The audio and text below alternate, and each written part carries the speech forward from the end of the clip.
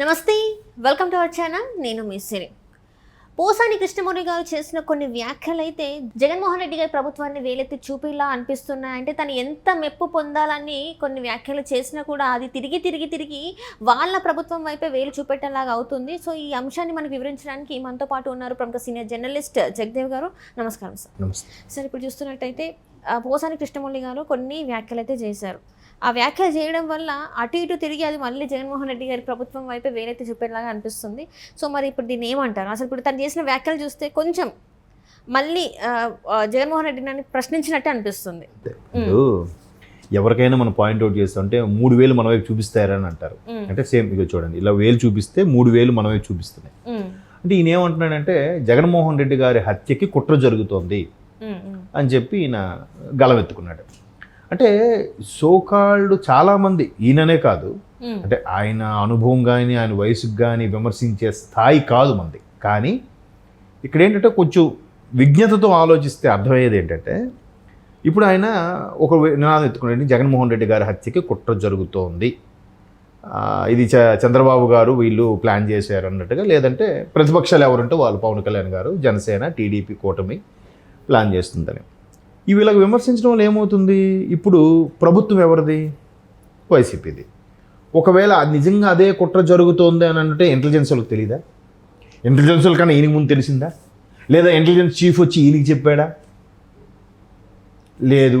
ఇవన్నీ కదా ప్రభుత్వం ఎవరైతే నడిపిస్తున్నారో వాళ్ళు కాపాడుకోలేరా?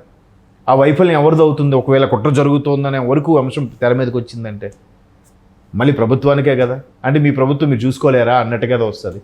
అంటే వీళ్ళు కృష్ణమూర్తి గారు లాంటి వాళ్ళు కొంతమంది జగన్మోహన్ రెడ్డి గారి దృష్టిలో పడాలి, జగన్మోహన్ రెడ్డి గారి మెప్పు పొందాలి, ఆయన మనకేదో సన్మానించేయాలి, మనకేదో పదవులు ఇచ్చేయాలి, లేదంటే ఆయన మనల్ని మెచ్చుకోవాలని తాపత్రయంతో ఏదేదో మాట్లాడడం వల్ల అటు తిరిగి మళ్ళీ వాళ్ళ వైపే వస్తుంది. అంతే కదా. ఇప్పుడు ఈయనేమన్నాడు, చంద్రబాబు లాంటి వాళ్ళు జగన్మోహన్ రెడ్డి గారికి చంపడానికి చూస్తున్నారు అన్నట్టుగా వ్యాఖ్యలు వచ్చాయని అడుగుతున్నారు. అంటే మరి ఇప్పుడు చంద్రబాబు నాయుడు ఎప్పుడు అటువంటి దుర్మార్గుడు, అటువంటి రాష్ట్రాన్ని ఏలడానికి వచ్చాడు, 5 ఏళ్ళుగా భ్రష్టు పట్టించాడు, ఎలా మాట్లాడాడు, కానీ అటువంటి వ్యక్తికి చనిపోవాలి, చచ్చిపోవాలని కూడా కోరుకోలే. బట్ ఈవెన్ చంద్రబాబు లాంటి వ్యక్తి బతికే అర్హత లేదని చెప్పి వైసీపీ నాయకులు చాలామంది అన్నారు. అందులో రీసెంట్గా విజయసాయిరెడ్డి గారు ఒక స్టేట్మెంట్ కూడా ఇచ్చారు నెల్లూరు క్యాన్వాసింగ్ సంబంధించి. చంద్రబాబు లాంటి వ్యక్తికి బతికే అర్హత కూడా లేదు అన్నట్టు కూడా చెప్పారు. దానికన్నా పెద్ద మాట ఏం కాదు కదా ఇది. ఆయన వయసులో పెద్దవాడికే అంటే అదే అంటున్నాను, విమర్శ చెయ్యండి. చంద్రబాబు ఇక్కడ ఉన్నప్పుడు ఆ స్కామ్ చేశాడు, చంద్రబాబు ఉన్నప్పుడు ఈ స్కామ్ చేశాడు, ఈ మాట తప్పాడు, అక్కడ దళితులకు ఇలాగ అన్యాయం చేశాడు, లేకపోతే ఇక్కడ ఈ కలెక్టర్ ఇలాగ ఇబ్బంది పెట్టి ఇలా మాట్లాడండి. అవి మాట్లాడడానికి ఏం లేవు కదా. ఎంతసేపు వెన్నుపోటు పొడిచాడు, వాళ్ళ ఆవిడ్ని ఫార్చ్యూన్ గ్రూప్ ఏంటది హెరిటేజ్ వైపు పంపించారు, కోడల్ని CEO చేశాడు, ఇలాగా హెరిటేజ్ కంపెనీ పెట్టి ఆవిడ డబ్బులు, ఇవన్నీ పర్సనల్ లైఫ్లోకి ఎందుకు వెళ్ళిపోతుంటారు? అసలు అక్కడ జరిగింది ఏంటో ఎవరికి తెలియదు, తెలియకుండానే వీళ్ళందరూ మాట్లాడుతూ ఉంటారు. అదే అంటే చెప్తున్నాను కదా, అసలు హెరిటేజ్ కంపెనీ ఎప్పుడో వాళ్ళ చేతులు దాటిపోయి ఫార్చ్యూన్ గ్రూప్ కొనేసుకుంది కూడా. బట్ అందులో పనిచేసిన వ్యక్తులుగా వీళ్ళు కూడా ఇప్పుడు వాళ్ళ కోడలు గారు ఉన్నారు కానీ అందులో చేసిన ఆవిడ బ్రాహ్మణి, మన బాలయ్య గారు అబ్బాయి, అచ్చిజీ బాలయ్య గారు అమ్మాయి బ్రాహ్మణి, ఆవిడ ఎగ్జిక్యూటివ్ క్యాడర్లో ఉంది. ఆవిడ ఇప్పుడు ఒక ఎంప్లాయ్ కానీ. ఇప్పుడు చాలామంది భారతీయులు గూగుల్కి వీటికి పనిచేస్తున్నారు కదమ్మా, మైక్రోసాఫ్ట్కి గూగుల్కి పనిచేస్తున్నారు. వీళ్ళందరూ కంపెనీ యజమానులా. వీళ్ళు ఒక కింద స్థాయి నుంచి ఎలా ఎదిగి వాళ్ళ తెలివితేటలకు మెచ్చుకొని కంపెనీ ఆ స్థాయిలో కూర్చోబెట్టింది, CEO స్థాయిలో కూర్చోబెడుతుంది. అది కదా, అంత మాత్రం కంపెనీ వీళ్ళదని అంటామా? అట్లా అంటే ఏదో ఒకటి విమర్శించాలి కాబట్టి. అంటే ఇంకో బెస్ట్ ఎగ్జాంపుల్ చెప్తాను మీకు. ఒక ఆవిడ పేరు గుర్తు రావట్లేదు, అనితారెడ్డి ఏదో పేరు, ఆవిడ పేరు సోషల్ మీడియాలో ఒక పోస్ట్ పెట్టింది. ఏంటని, షర్మిలా గారు అనిల్ గారు మొదటి భార్యని ఇప్పటికీ టార్చర్ పెడుతుంది, అనిల్ గారు మొదటి భార్య పిల్లల్ని ఇప్పటికీ బయటికి రానివ్వట్లేదు, వీళ్ళ పెళ్ళిళ్ళకి అంటే రాజారెడ్డికి అలాగే షర్మిలా గారు ఇంకో అమ్మాయి బాబు పాప కదా, బాబుకు పెళ్ళి అయిపోయింది, పాపకు కూడా పెళ్ళి అయితే కానీ మీ పిల్లలకు పెళ్ళిళ్ళు అవ్వడానికి నేను ఊరుకోను అని శాసిస్తోంది. 25 ఏళ్ళుగా ఆవిడ వాళ్ళని టార్చర్ పెడుతూనే ఉంది అన్నట్టుగా ఒక మహా తల్లి రాసుకొచ్చింది. ఎక్స్లో అందులో. అంటే తీరా ఇదేంటి ఇది ఇలా రాసుకొచ్చిందని చెప్పి ఆవిడ మిగతా స్క్రోల్ చేసి చూస్తే కింద దాంట్లో జగన్మోహన్ రెడ్డి గారు భారతీయ గారు నాకు పార్వతీ పరమేశ్వరులతో సమానం అండి. ఓహో, జగన్మోహన్ రెడ్డి గారికి ఫేవర్ ఒప్పుకుంటాను. ఆయన దృష్టిలో పడాలని షర్మిలా గారిని నువ్వు నిందిస్తుంటే షర్మిలా గారు పోను ఒకవేళ నిజంగా అలాగే చేసింది అనుకుందాం, ఆవిడ ఎవరు అండతో చేసి ఉంటుంది ఆవిడ? జగన్మోహన్ రెడ్డి గారు అందరితోనే కదా. జగన్మోహన్ రెడ్డి గారు అంటే అన్నయ్య, ఇప్పుడు ముఖ్యమంత్రి, ముందెవరు? వాళ్ళ నాన్న తండ్రి ముఖ్యమంత్రి కదా. అంటే ఈ బ్యాడ్ నేమ్ ఎవరికి ఆపాదించబడుతుంది? రాజశేఖర రాజశేఖర రెడ్డి గారికి ఇంపాక్ట్ అవుతుంది కదా. ఆ ఆలోచన కూడా లేకుండా షర్మిలా గారి మీద దుమ్మెత్తి పోస్తే ఒకవేళ అలా చూపించిన వాళ్ళు రిఫ్లెక్ట్ కొడుతున్నాయి లేదు 3,000 మీ వైపే. మళ్ళీ జగన్మోహన్ రెడ్డి గారు అండతోనే ఆమె రెచ్చిపోయిందిరా అంటే అప్పుడు మీ జగన్మోహన్ రెడ్డి ఏం చేశాడు రా బాబు అని అడుగుతారు కదా అమ్మాయిని. అంటే అలాగ విచక్షణ లేకుండా ఆయన కళ్ళల్లో పడి అబ్బా ఆయన మనం మెచ్చుకోవాలి, అబ్బా ఇది ఎవరి అమ్మాయి ఒకసారి రమ్మనండి అని అనాలి. ఇందులో ఒక పదవేది ఇచ్చేయాలి, సోషల్ మీడియా వింగికి హెడ్గానో లేదా ఇంక దేనికో ఇచ్చేయాలి. మరి అట్లాగే ఉంది తాపత్రయం. ఇప్పుడు ఈయన కూడా జగన్మోహన్ రెడ్డి గారి కుట్ర జరుగుతుందంటే వ్యవస్థ ఒకవైపు పోలీసు యంత్రాంగం, పోలీసులో పెద్ద పెద్ద బాసులు కూడా వైసీపీకి ఫేవర్గా ఉన్నారు, వైసీపీ ఏది చెప్తే అదే పెట్టున్నారనే కదా ట్రాన్స్ఫర్లు అయ్యి ఈ మధ్యన. మోదీ గారి సభ అప్పుడు కూడా సరైన సెక్యూరిటీ లేదనే కదా. ఆయన కాన్వాయ్ వెళ్తున్నప్పుడు కూడా సరిగ్గా పట్టించుకోలేదంట.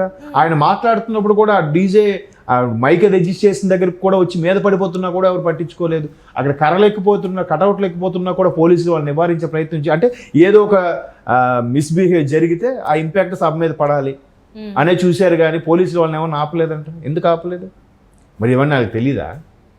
అంటే పోలీసులు వీళ్ళు ఫేవర్గా ఉన్నారు కదా, మరి కుట్ర జరుగుతోంది అని అంటే మరి అది మీరు భగ్నం చేయాలి కదా, మీరే కదా కాపాడాల్సింది. ఏదో మన వైపు మనం వార్తల్లో ఉన్నాము, వార్తల్లో మనుగడకు ఉంటాము అని చెప్పుకోవడానికి కాకపోతే ఇలాంటి స్టేట్మెంట్లు ఇవ్వడం వల్ల ఆయనకి బదనం అవుతుంది. ఇప్పుడు ఆయన ఎక్కడ మాట్లాడు జగన్మోహన్ రెడ్డి గారు, ఇప్పుడు కూడా ఆయనకి అనుయాయులతోని అనుచరులతో మాట్లాడిస్తారే తప్ప ఆయన ఎక్కువగా స్పందించింది ఉండదు. మొదట్లో కూడా ఎంతసేపు ఈ మంత్రులు మాట్లాడడమే కానీ, అది కూడా ఎవరు ఈ 151 మందిలో ఒక 5-6 మాట్లాడతారు. మిగతా 140 పైచీలు ఉండేవాళ్ళు ఎవరు మాట్లాడరు.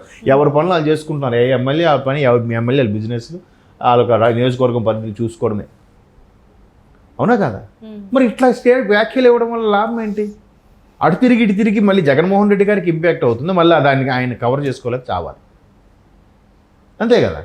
ఇంకా చంద్రబాబు నాయుడు గారి మీద ఇటువంటి ఈ ముసలి అయిపోయాడు, ఈయన ఇంక పనికిరాడు, ఈయన బతికే అర్హత లేదు, రేపో మాపో పోయేవాడికి ఎందుకు ఇవన్నీ ఇన్ని మాట్లాడారు. కానీ ఈయన ఎప్పుడు అలాగ అనలేదే. రాజకీయం అంటే యుద్ధరంగంలాగా ఆలోచించి నువ్వా నేనో తేల్చుకోవాలనుకునే మాట్లాడారే కానీ ఆయన చనిపోవాలని కానీ ఏమో ఎక్కడ శాపనార్థాలు కూడా పెట్టలేదే. దుర్మార్గుడు అని తిట్టిన సందర్భాలు ఉన్నాయి. కానీ కాకపోతే ఇట్లాంటి ఎవరైతే ఫేవర్గా మాట్లాడాలనుకుంటున్నారో అటువంటి వ్యక్తుల వల్ల పార్టీకే కొంచెం మళ్ళీ అది పార్టీలో ఎవరో ఒకటి కవర్ చేసుకోవాలి. మళ్ళీ ప్రెస్ మీట్ పెట్టి ఏమండి మీ పార్టీకి సంబంధించి పోసాని కృష్ణమూర్తి గారు ఇలా స్టేట్మెంట్ ఇచ్చారు కదా, దీనిపై మీరేమంటారు మళ్ళీ అంటే ఎవరో మంత్రి ఎవరో మళ్ళీ సజ్జల గారు ఎవరికో మళ్ళీ కవర్ చేసుకోవాలి. లేదు ఆయన ఆ విషయం మీద ఏదో అడిగి మాట్లాడతాం మేము చూస్తాం అనేస్తారు. అంతే కదా. అంటే నిన్న మొన్నటి వరకు కూడా పోసాని కృష్ణమౌళి గారు అంటే చాలా వరకు మాట్లాడుతూనే ఉన్నారు ప్రతి ఒక్కటి. అది అంటే ఇది అందరూ ఏమంటున్నారు అంటే పదవి కోసం ఇట్లా మాట్లాడుతున్నారా అని అంటున్నారు. మరి నిజంగా పదవి కోసం ఇట్లా మాట్లాడుతున్నారు? మేబీ మేనాట్ లేదంటే ఇప్పుడు పదవి కోసం కూడా కాదండి. ఆ వ్యక్తి అంటే ఒక ఇష్టం, ఇష్టం కాదనట్లేదు. నీకు జగన్మోహన్ రెడ్డి గారంటే చాలా ఇష్టం, అభిమానం పెంచుకోండి, ఉంచుకోండి. కానీ అది పక్కోండి మరీ దారుణంగా దూషించేలా విమర్శించేలా అభిమానం పెంచుకోవద్దు. అది తప్పది. నేను ఇప్పుడు రాజుగారి పెద్ద భార్య మంచిది అని చెప్పి ఎన్నిసార్లైనా చిన్న భార్య మంచిదో కాదో వాళ్ళకు వదిలే ఇంకా. అంతే కదా. చిన్న భార్య గురించి ఏం మాట్లాడద్దు. పెద్ద భార్యని హైలైట్ చేయడానికి చిన్న భార్య పెద్ద ఇది పెద్ద వరస్ట్, అది పెద్ద ఇది పెద్ద అలాంటిదే ఇలాంటిదే అని మాట్లాడకూడదు కదా. అది తప్పు. అది సంస్కారం కోల్పోవడం అంటే. Right sir, right. Thank you so much sir.